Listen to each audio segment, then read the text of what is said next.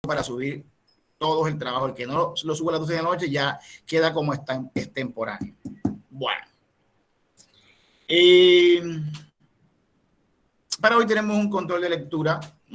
Llamemos a los voluntarios. ¿Quiénes quieren participar en forma voluntaria? Antes de que llamemos por lista.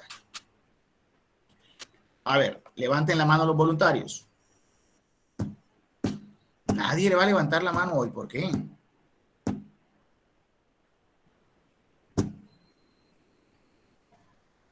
¿Qué pasó? Profe, pero es sobre el tema del procedimiento judicial romano. Yo no les había dicho que le leyeran el libro de comenzaron con el libro de las personas hoy. El libro de las personas es el tema que comentábamos hoy en el libro. Profe, disculpe, no sé si es que yo estoy perdida, seré la única o qué, pero hasta donde yo sé, usted nada más dejó el mapa, usted no dejó control de lectura esta semana. Que fue profe. Usted habló fue del mapa conceptual del procedimiento judicial romano. Porque también te perdió entonces. No. Porque como no dijo pasado, ¿sí? Usted dijo que hiciera un mapa conceptual.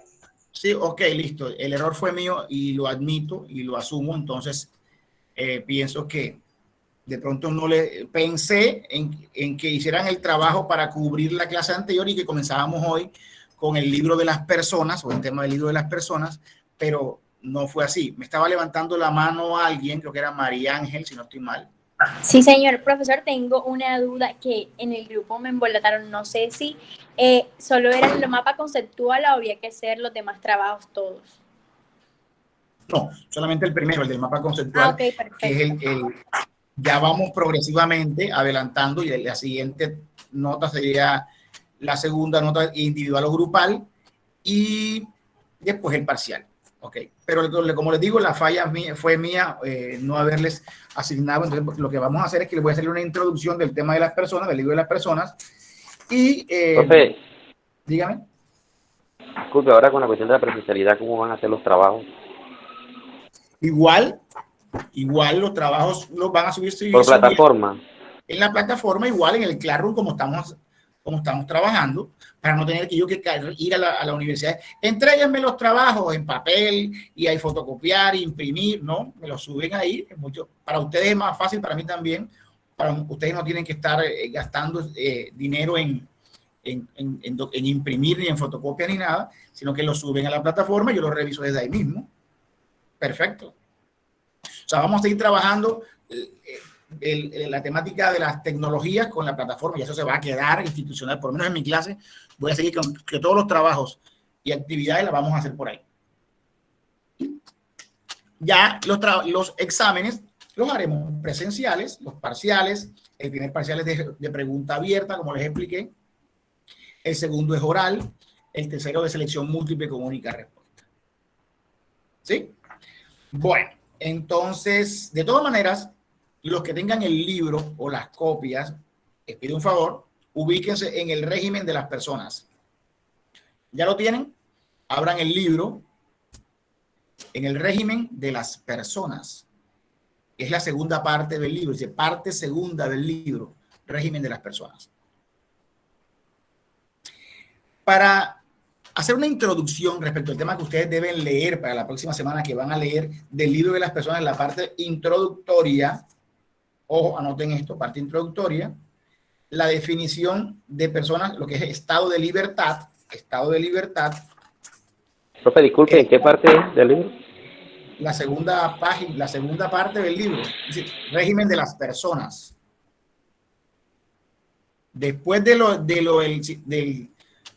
procedimiento judicial, el tema que sigue es el régimen de las personas. El libro de Carlos Medellín. Página 53. No les digo el número de la página porque las páginas cambian de acuerdo a la edición del libro. Si es la quinta, décima, octava, el mío es gracias, compañera. Quinta, si no estoy mal. ¿Ok? Entonces, ahí está.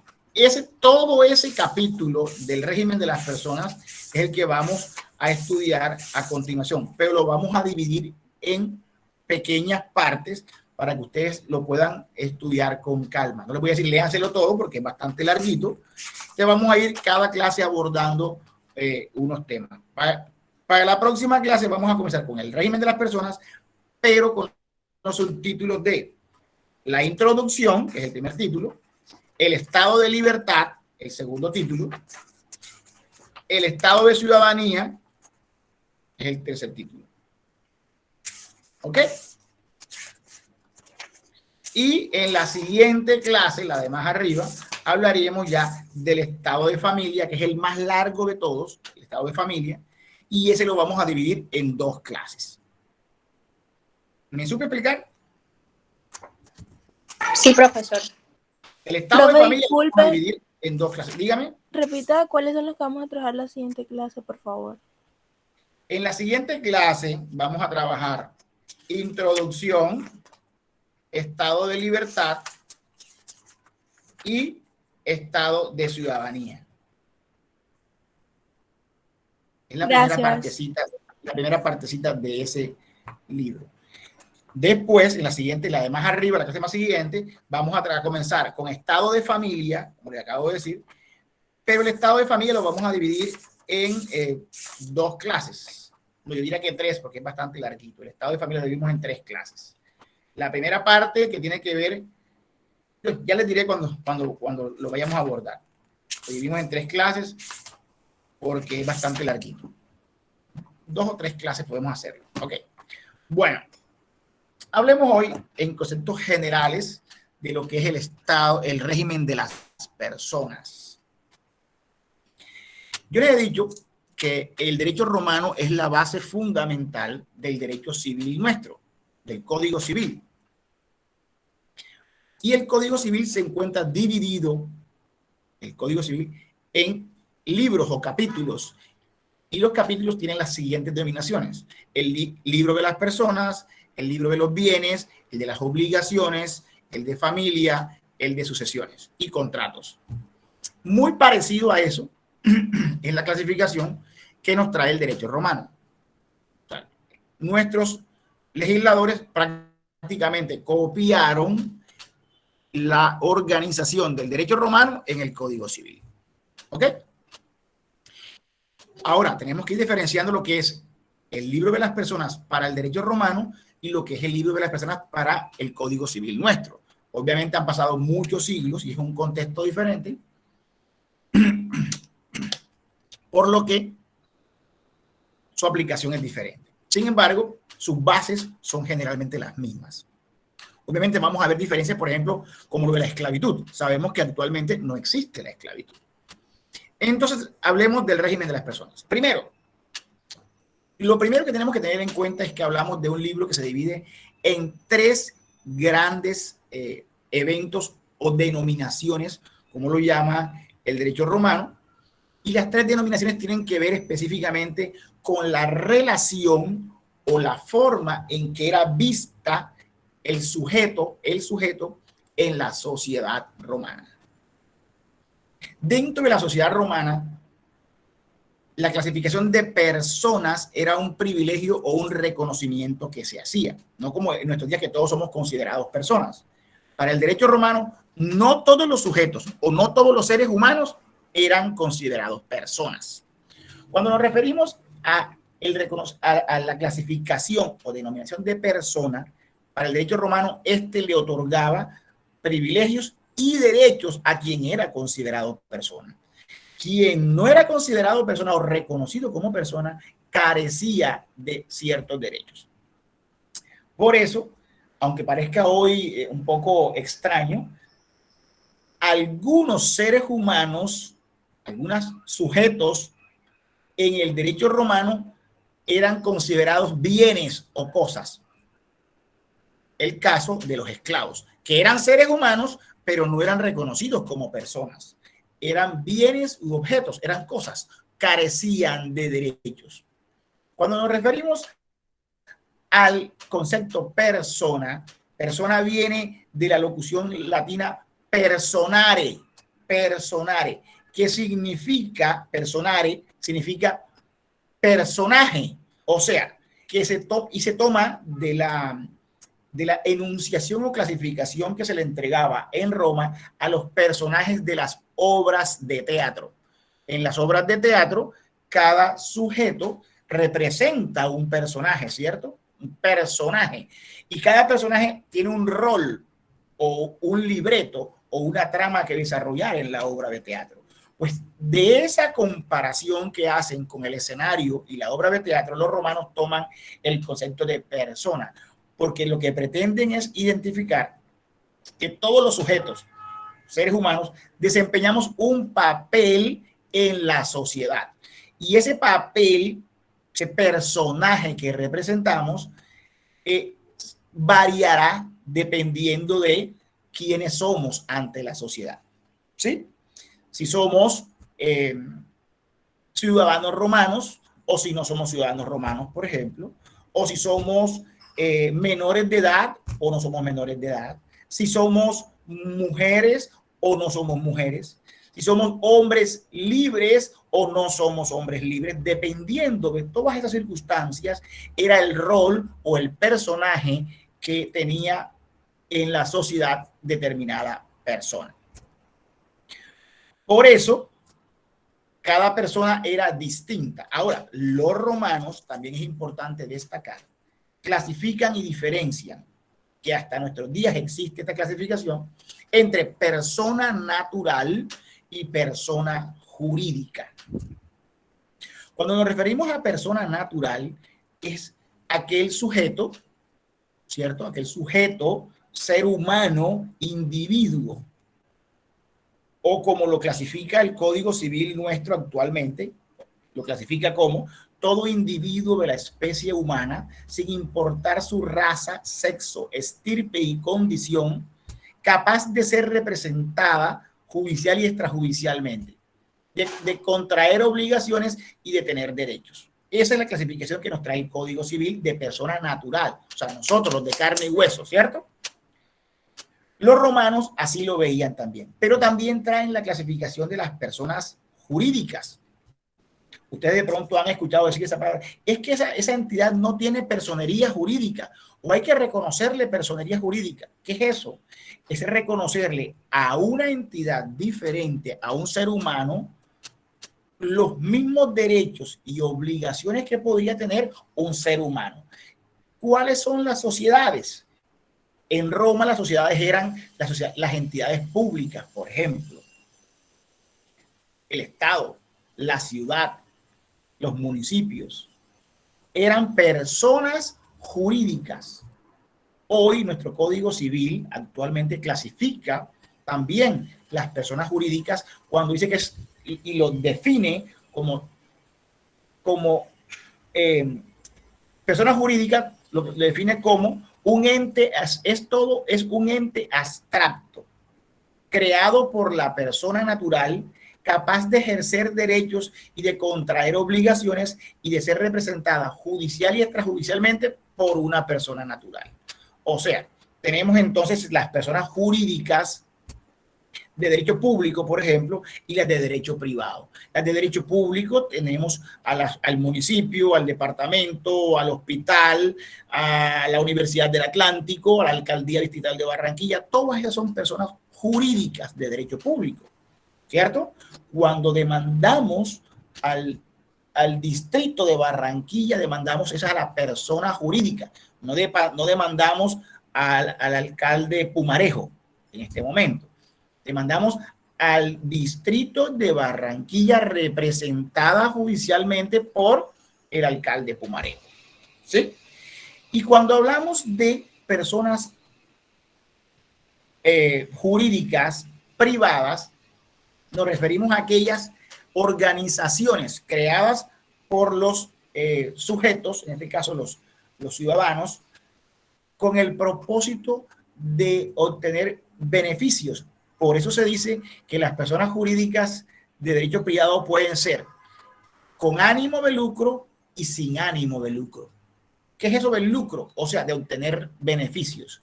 Las personas jurídicas de derecho privado se clasifican en con ánimo de lucro y sin ánimo de lucro. Con ánimo de lucro, las que debido a la explotación de su actividad generan ingresos. ¿Cómo cuál? Las SAS, las sociedades de economía de responsabilidad limitada, las SA, sociedades anónimas, todas esas que son reguladas por el Código de Comercio. ¿Sí? Y las personas jurídicas de derecho, perdón, sin ánimo de lucro, son las fundaciones, las asociaciones y las corporaciones. Esas no tienen la intención de, por la venta de sus servicios, tener ingresos, sino que los ingresos se reinvierten en la misma fundación para que ésta siga creciendo. Mientras que en las con ánimo de lucro, los dueños o los socios se distribuyen al final de cada año las ganancias o utilidades que tenga esa persona jurídica con ánimo de lucro. Perdón, ¿me he sabido explicar hasta ahí? Sí, profesor. Sí, profesor. ¿Vamos bien? Perdón, ¿vamos bien? Sí, profesor. Listo. Entonces, eso respecto a la introducción general de lo que son las personas en el derecho romano. Entonces decíamos que la denominación persona viene del rol o personaje que representas en la sociedad. Ya clasificamos entre persona natural y persona jurídica.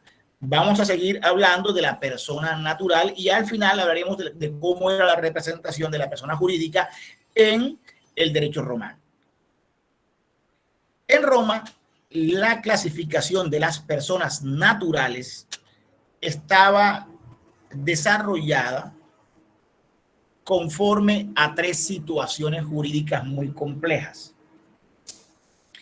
La primera situación jurídica que identificaba a la persona natural en Roma estaba subordinada por la libertad. Por eso se le denomina a esa clasificación estado de libertad. Estado de libertad. O sea, que para poder ser persona se requería ser ¿qué? Libre. Libre. Libre, ¿cierto? Y ojo, cuando me refiero a libre, no me vayan a responder como una estudiante de un semestre anterior, que cuando le pregunté, ¿cómo así libres? Me dijo, profe, que no se ha casado entonces. Y no, es que sencillamente no sea esclavo. Bueno, aunque el matrimonio también es otro tipo de esclavitud, ¿no? Ok. Ok, listo. No, en todas las épocas. Ok, seguimos. ¿Vamos bien hasta ahí? Sí, profesor. Listo. Entonces, Lo primero van a coquetear, profesor. menos mal que no está aquí, está en el trabajo. Yo me lo imaginé. Para poder hablar así libremente. Ok. Entonces, decimos que el primer estado que identifica a las personas en Roma es el estado de libertad. O sea, que se requería ser un sujeto libre para poder ser considerado persona. Fíjense que estamos hablando quizás de pronto del estado más importante. Vamos a ir de pronto ascendiendo o descendiendo como lo queramos ver respecto a los 3 estados. El primer estado es el estado de libertad. El segundo estado, el llamado estado de ciudadanía. Y el tercer estado, el estado de familia. O sea que estos 3 estados identificaban o le atribuían a las personas, a los sujetos, ciertas características. Por ejemplo, para poder ser considerado persona tenías que ser libre. Y entonces, si eras libre, podías tener acceso a ciertos derechos, a la gran mayoría de los derechos y privilegios. Pero ojo, adicionalmente a eso, había un segundo estado, que era el estado de la ciudadanía. Y entonces, el que era libre, el sujeto o el ser humano que era libre y además ciudadano romano, tenía mejores prerrogativas que el que solamente era libre. Por ejemplo, un extranjero. Un extranjero era libre, pero no era ciudadano romano. Entonces, el extranjero tenía el estado de libertad y podía ejercer algunas actividades como comerciar, etcétera, pero no podía acceder a otros derechos o privilegios como el de elegir y ser elegido o desempeñarse en cargos públicos, etcétera. Porque ese derecho solo estaba reservado ¿para quién? Para los ciudadanos. Ciudadanos libres y de Roma. Libres y de Roma, exactamente. O sea, era acumulativo. Tenías que ser libre y romano y ciudadano. ¿Me supe explicar hasta ahí? Claro, profesor. Sí, profesor. Ok. Ahora, el tercer estado. El estado de familia. Adicional a lo que les acabo de explicar, los privilegios que se podían otorgar o establecer dentro de la sociedad romana surgían de las denominadas célula fundamental de la sociedad. ¿Cuál es la célula fundamental de la sociedad históricamente? Pues la familia, ¿cierto? Entonces, la familia le atribuía a ese núcleo que llamamos célula fundamental unos privilegios. Por ejemplo, la familia estaba representada por un pater family. El pater family era el padre de familia, que en Roma tenía un poder superior respecto a los miembros de su familia. Un poder enmarcado sobre la base de la consanguinidad y la afinidad, los cognados y los agnados. Los cognados eran los que tenían vínculos de sangre, consanguíneos, cognados. Bien, ¿de dónde viene el origen de la palabra? Consanguíneo, consanguinidad de los cognados. Y los agnados por afinidad, o sea, los cuñados, los yernos, la suegra, que son lo que hoy conocemos como vínculos políticos, no de sangre, ¿ok?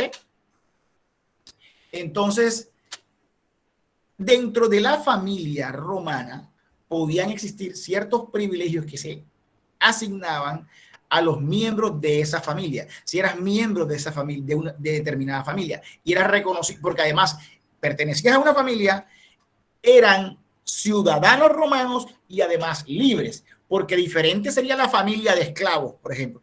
Los esclavos tenían familia, pero esos esclavos no eran ni ciudadanos ni eran libres, ¿cierto? Entonces fíjense que estamos hablando de una línea evolutiva de derechos que va consecuencia unos de los otros. Estabas en una familia, pero eran ciudadanos romanos y además eran libres. Por consiguiente, adquirías todos los privilegios y derechos que te podía dar la ley romana. ¿Cómo cuáles? Privilegios como casarse, contraer matrimonio o nupcias, comerciar, desempeñar cargos públicos, divorciarse, todo lo que tenía que adoptar sujetos o hijos, todo eso regulado por el derecho de familia o por el estado de familia en Roma. ¿Me supe explicar hasta ahí? Sí. Ok. En ese orden de ideas, ya hemos visto en conceptos introductorios y en general en lo que era el título de las personas. ¿A qué se refiere el libro de las personas? Se refiere a la forma en que se identificaba en Roma a los sujetos y que la identificación podía ser de acuerdo a tres estados. El estado de libertad, el estado de ciudadanía y el estado de familia. Listo. Hablemos un poco brevemente, porque esto es una introducción que les estoy haciendo para ubicarlos en el tema metodológicamente, para que cuando ustedes comiencen a leer digan, ah, claro, el profesor era esto lo que nos decía, y vayan más rápidamente entendiendo el tema. Entonces les decía que hablaremos del primer estado en la siguiente clase. Vamos a hablar del estado de libertad y del estado de ciudadanía, para dejar el de familia, que es el más largo, para la siguiente clase. ¿Qué podemos decir del estado de libertad? Hombre, cuando hablamos de estado de libertad en Roma, lo primero que tenemos que decir es que existían dentro del estado de libertad una condición muy importante que tenemos que distinguir. Y es que en Roma existía la esclavitud. Ahora, una esclavitud totalmente diferente a la que nosotros conocemos históricamente. Porque no es una esclavitud ligada a un tema racial, a un tema étnico. Es una esclavitud que va ligada respecto a una identificación territorial y de conquista. O sea, un pueblo vencía al otro y por vencerlo o conquistarlo o invadirlo, como le quieran llamar, le imponía su fuerza y además capturaba a sus miembros y los convertía en esclavos. Era una forma de pagar el haber sido vencidos. Entonces era reconocida en la sociedad romana la esclavitud y adicional a esto era un medio de explotación económica muy importante. Quizás el instrumento de explotación económica más importante de la antigüedad fue la esclavitud. ¿Por qué? Porque la esclavitud fue la que se encargó de crear las grandes picos de desarrollo que tuvo la antigüedad. Las calles, el sistema de acueductos romanos, los templos, todo esto era a base de la mano de obra calificada de los esclavos. Entre más esclavos se tuviese, pues obviamente mayor era la producción en construcción de obras, la producción agrícola, la producción en ganadería, etc. Entonces, ¿quiénes movían la economía de estos imperios? Los esclavos. ¿Sí? Eran los que movían la economía. Entre mayor número de esclavos, mayor número de tropas, incluso para tus ejércitos. Los primeros que iban a luchar y a combatir eran los esclavos. Después venían los ciudadanos romanos. Entonces, la esclavitud estaba estrechamente relacionada, como les acabo de decir, a la economía de Roma. Ahora, así como existía la esclavitud, el estado de libertad regulaba la esclavitud, la forma en que se llegaba a la esclavitud o podía ser esclavo. Tú podías ser esclavo de nacimiento porque eras hijo de esclavos, por captura o conquista porque había sido presa o botín de una conquista o una invasión, o también podía llegar al estado de esclavitud como sanción determinada por el derecho romano. ¿Cómo así que por sanción? Sí. Por ejemplo, podías ser sancionado a través de la capitis diminutio, que era una pérdida de los derechos como ciudadano o como sujeto romano, porque habías incumplido, por ejemplo, con tus obligaciones civiles. Entonces, la ley decía que aquel que no pagara sus deudas podía convertirse en esclavo de la persona a la que le debía. ¿Y eso quién lo hacía?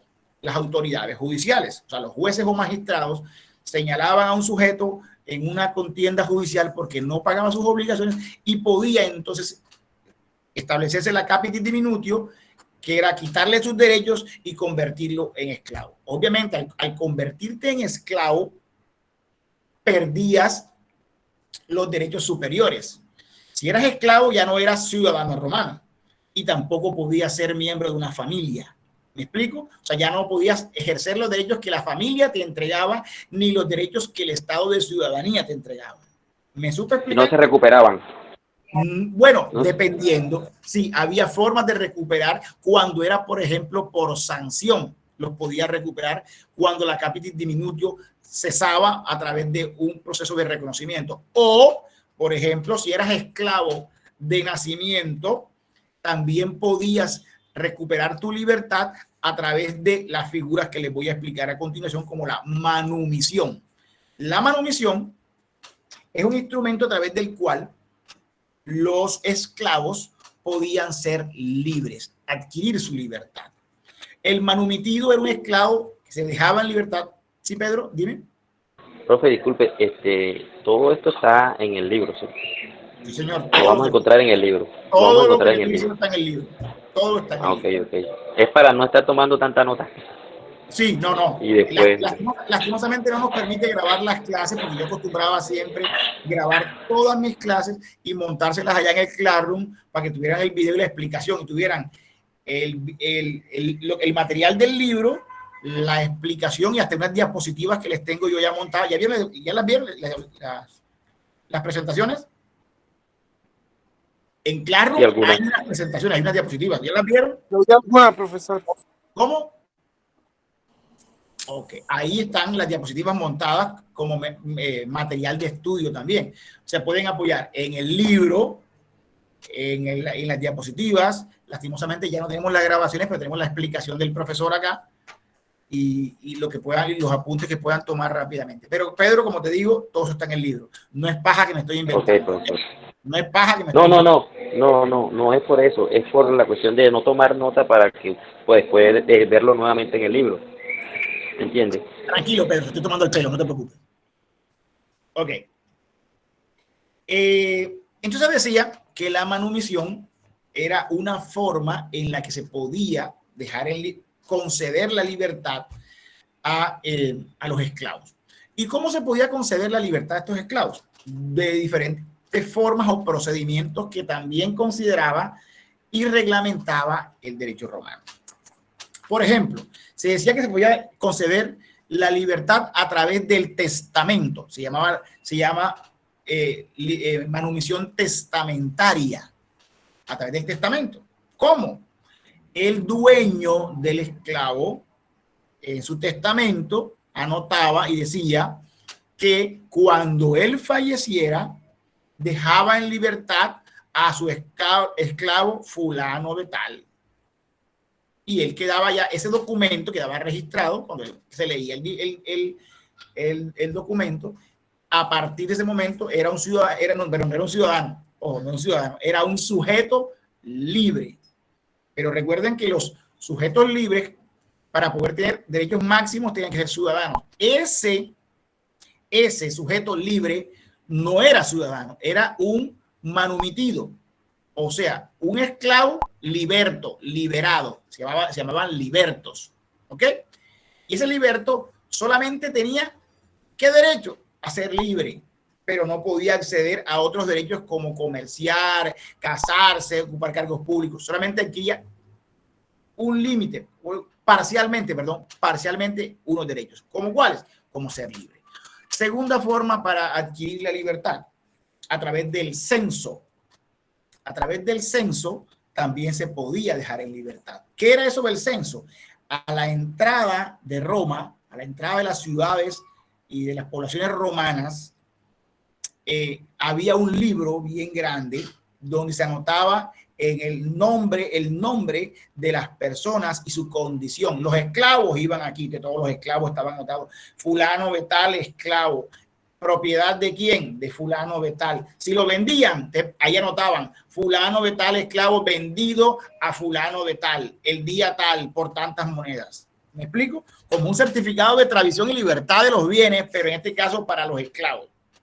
Así como cuando vamos a instrumentos públicos y encontramos que en instrumentos públicos está la casa ubicada en tal parte y la compró fulano de tal y se la vendió fulano de tal, o los vehículos, los carros también, los automóviles y los carros, también tienen un certificado de tradición, que es el que nos enseña de quién ha sido propiedad.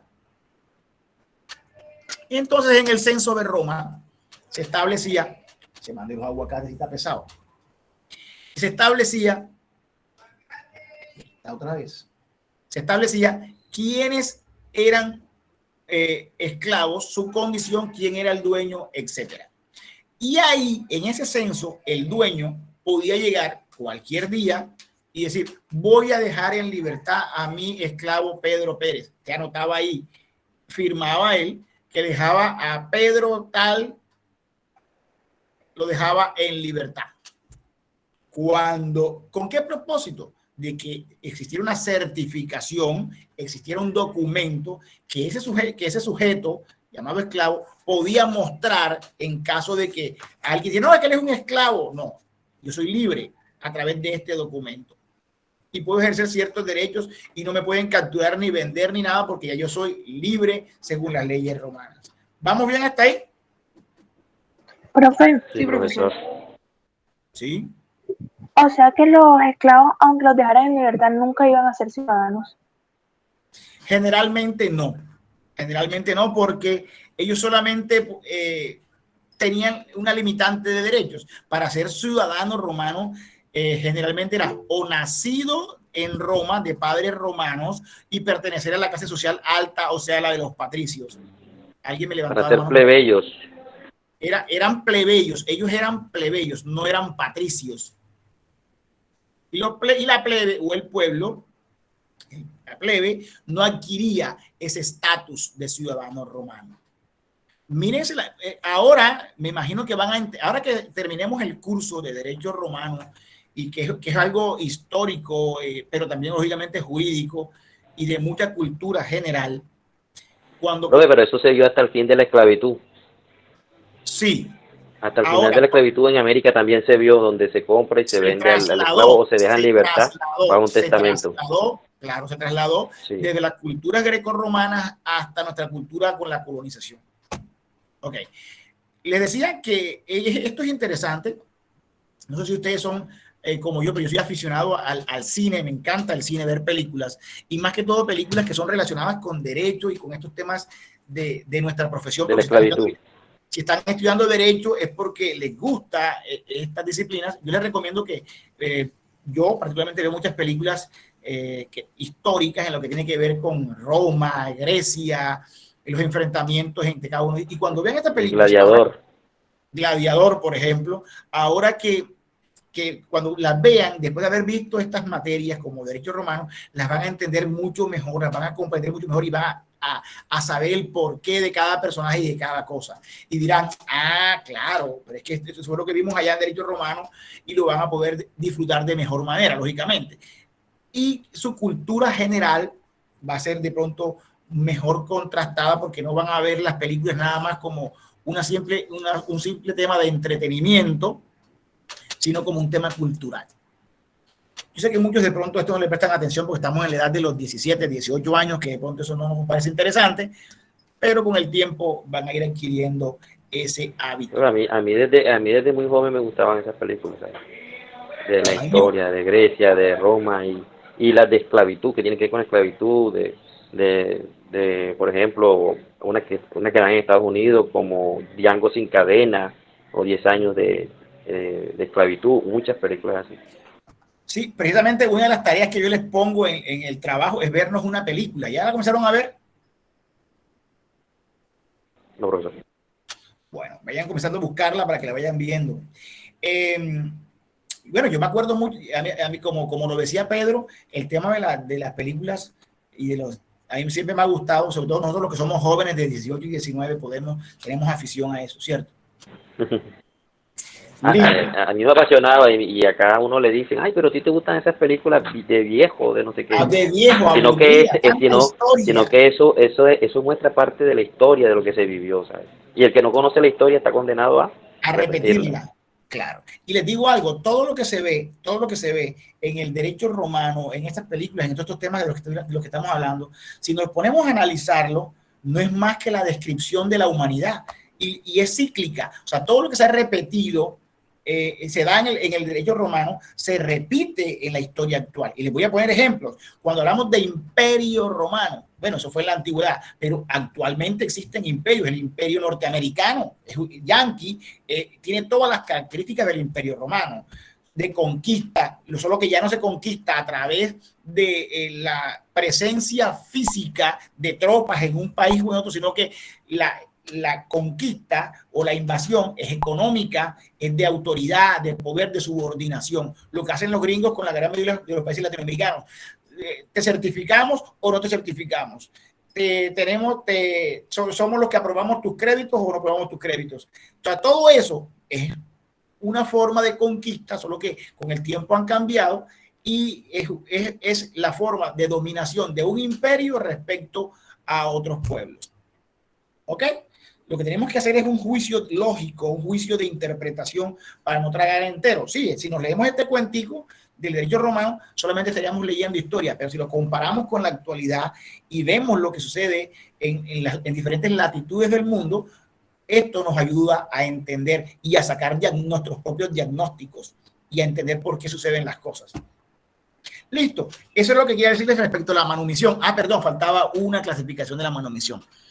La manumisión también se puede dar, o sea, la libertad también se podrá entregar a través de el vindicta, que no es más que la forma de libertad ante un magistrado o ante un juez.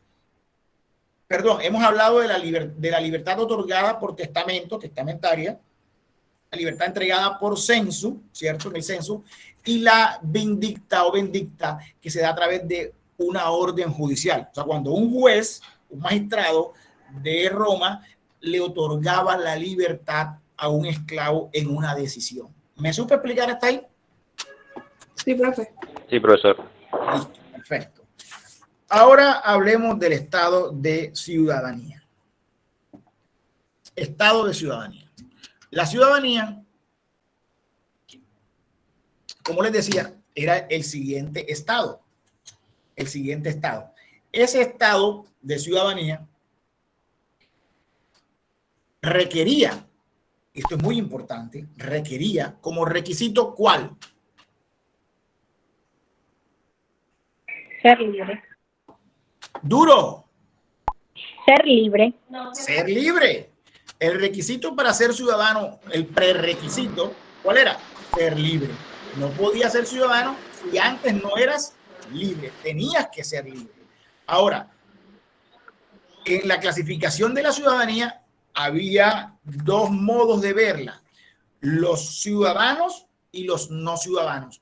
Los no ciudadanos eran algunas personas libres que no eran consideradas ciudadanas, mientras que los ciudadanos eran personas libres a los que se les otorgaba ese privilegio. Entonces, los hombres libres se dividían ¿en qué? En los ciudadanos libres, perdón, los hombres libres se dividían en los llamados reconocidos por el derecho y los no reconocidos por el derecho. ¿Qué privilegio les entregaba el ser ciudadano a los sujetos? El jus suffragi, el jus honorum, el jus connubii y el jus commerci. ¿Qué es esto del jus suffragi? El derecho a sufragar, a ser elegido, a elegir y ser elegido, a votar en los comicios electorales. ¿Sí? El jus suffragi, elegir y ser elegido, votar y elegir a las personas. Segundo, el jus honorum, que era la posibilidad de desempeñar cargos públicos,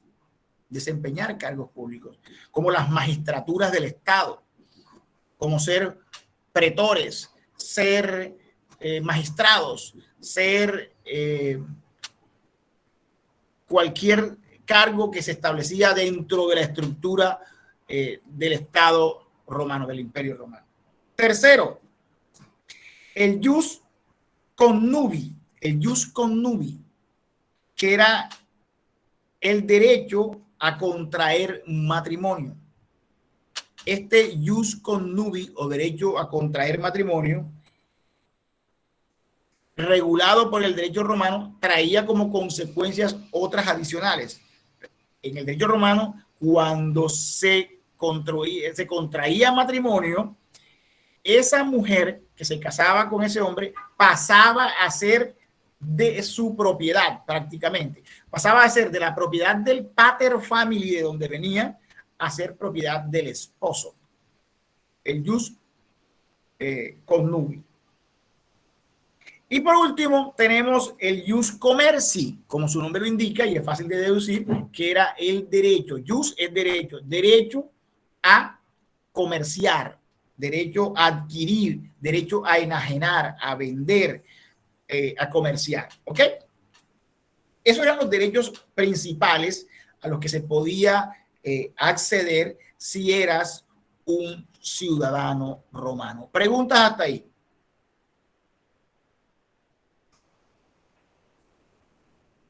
¿Preguntas hasta ahí? No, señor. Ok. Ahora hablemos de la segunda clasificación de los ciudadanos. La segunda clasificación de los ciudadanos está identificada por quienes no eran ciudadanos. Los que no eran ciudadanos en Roma, a su vez, se clasificaban en dos. A los que se les aplicaba el jus civitatis y a los que se les aplicaba el jus el derecho gentium, jus civitatis y el jus gentium. El jus civitatis, que era el derecho civil, y el jus gentium, que era el derecho de gentes, por llamarlo así. Cuando nos referimos al derecho de gentes, era como el derecho del pueblo, el más común, y el jus civitatis era un derecho que se establecía para ciertas personas que no eran ciudadanos, pero que tenían unos ciertos privilegios, algunos, como los extranjeros, por ejemplo, que aunque no eran ciudadanos romanos, sí eran libres y que tenían que ser regulados por unas normas especiales a las que se le llama o derecho civil. Preguntas hasta ahí.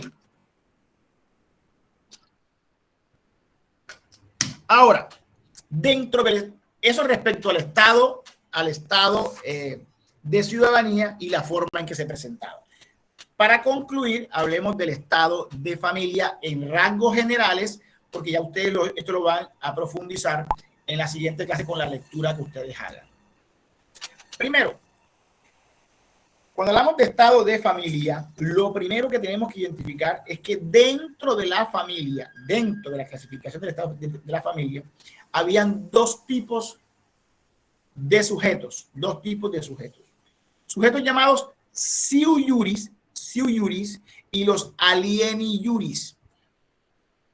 Siu iuris y alieni iuris. Cuando nos referimos a los primeros, son siu iuris, como su nombre lo indica. Siu es sujeto, su sujeto es aquel que está sujeto a la prerrogativa o la autoridad de otro. ¿Me explico? Un siu iuris es un miembro de la familia que está sujeto a la autoridad de otro. Como por ejemplo, la esposa. Los hijos, perdón. La esposa. La esposa, los hijos están sujetos a una autoridad del pater family a la que se le conoce como patria potestad. ¿Han escuchado esa palabra? Claro, profesor. ¿Quién tiene la patria potestad de los hijos? Todavía en el derecho civil se habla de patria potestad. La patria potestad no es más que el poder o la autoridad que tiene un sujeto respecto a otro, para cuidado, para mantenimiento, sostenimiento, etcétera. La patria potestad. Este concepto que ustedes conocen actualmente viene desde Roma. Entonces, una persona siu iuris dentro de la familia, como les acabo de explicar, se dividen en dos. Los sujetos siu iuris y los alieni iuris. ¿Quiénes son iuris? Siu iuris, perdón. Aquellos que están sujetos a una autoridad. O sea, están por debajo del pater family.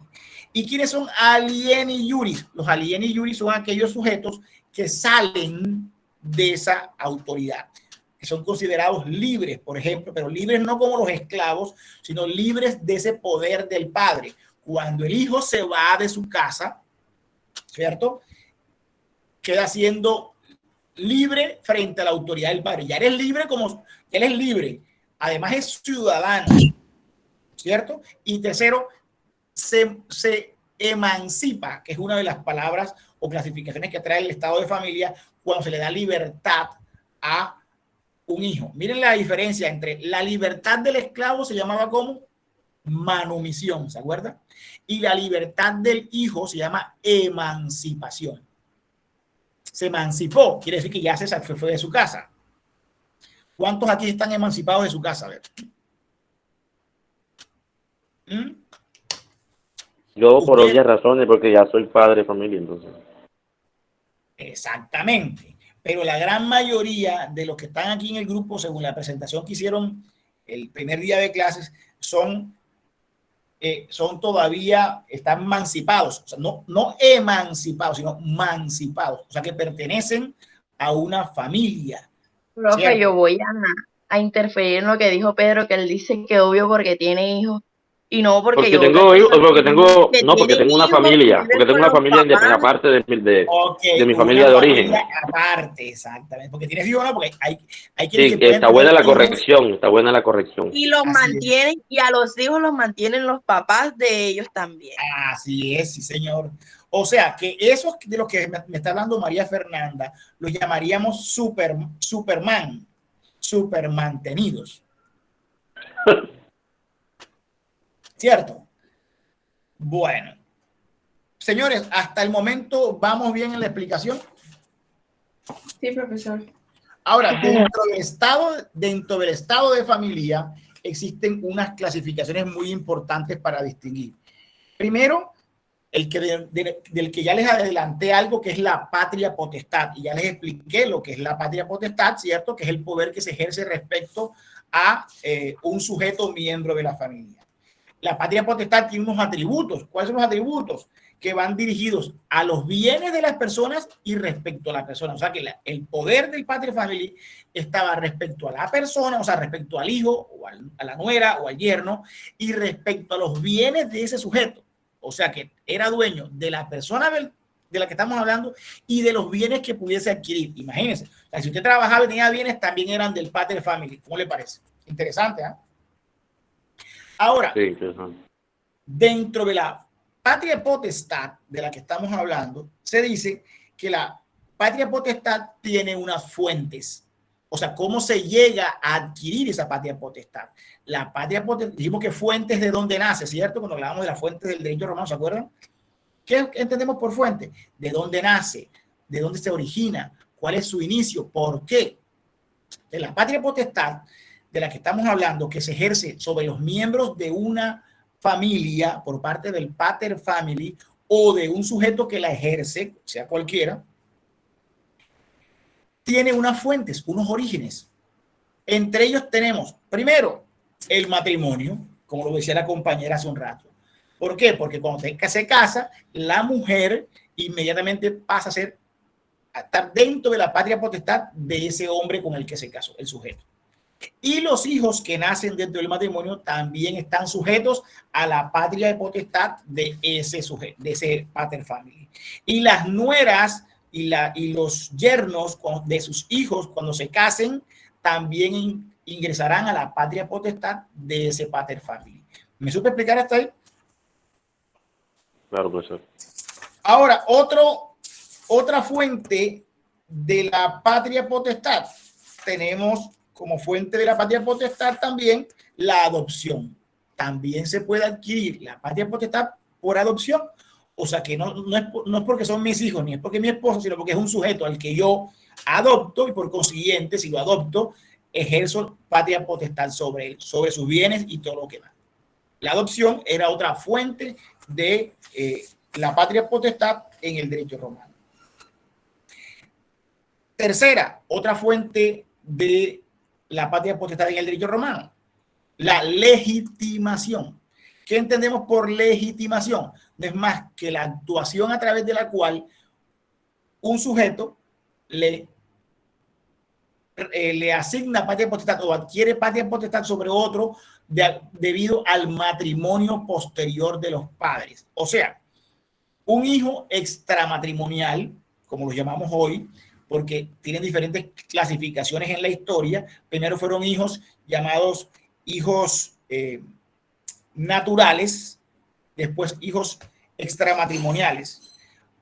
Esos hijos extramatrimoniales en Roma no tenían ningún derecho, ¿cierto? Porque eran nacidos fuera del matrimonio legal. Pero podía suceder que ese hijo, nacido fuera del matrimonio, podía convertirse en legítimo a través del matrimonio posterior de sus padres. Ese hijo quedaba legitimado y por consiguiente el padre ejercía patria potestad respecto a él. ¿Me supe explicar? Ahora, sí, también se podía adquirir la patria potestad a través de la emancipación. Es una fuente. ¿Por qué? Porque como la emancipación, como les expliqué hace un rato, que es la libertad del hijo adulto. Por ejemplo, cuando Pedro se fue de su casa, se casó y tuvo sus hijos, él se emancipó, ¿cierto? Y entonces él crea una fuente de patria potestad que es la nueva familia que constituyó. Como se emancipó, él generó patria potestad respecto a su esposa y respecto a sus hijos. ¿Me supe explicar? Ojo, esto en Roma, la patria potestad era respecto a la esposa. Actualmente no es respecto a la esposa, solamente sobre los hijos. ¿Me supe explicar hasta ahí? Sí, profesor. Ok. Entonces, así a rasgos generales les he explicado lo que comprende el libro de las personas que ustedes tienen la posibilidad de leer para la responsabilidad de leer para la próxima clase. ¿Preguntas hasta ahí? ¿Preguntas? A ver. ¿No hay preguntas? Levantó la mano. Estuvo buena la explicación, profe. Estuvo buena la explicación. Jesús Alfonso me decía algo. Sí, profe, ¿me escucha? Sí, claro. Una aclaración, o sea, como para que reiterar la información, el tema de la emancipación, usted me dice que era también un factor de patria potestad. ¿Por qué era, profe? Disculpe. Porque el hijo emancipado, a partir de la emancipación, de quedar en libertad, en liberarse del yugo o del poder que ejercía sobre él su papá, su pater family, él creaba un nuevo vínculo y pasaba de ser sujeto de patria potestad a ejercer él la patria potestad. ¿Me supe explicar? Sí, señor. Muchísimas gracias, profe. Ok. Bueno, preguntas. Preguntas. ¿No hay más preguntas? A ver, pregunten. Pregunten ahora o callen para siempre. Entonces, para la próxima clase, los 2 temas que les dije, y para la siguiente, el libro de la familia, el estado de familia. Todo lo que puedan investigar respecto al tema de la clase siguiente, bienvenido sea. Ojalá que tengamos bastantes participaciones. Es un tema corto. Es nuestra primera clase presencial. Sé que va a haber muchas participaciones. Bueno, vamos a tomarnos la foto entonces, pues. Ya las damas están maquilladas, ya están peinadas y todo, para que abran la cámara y tomarnos la foto. ¿O todavía no?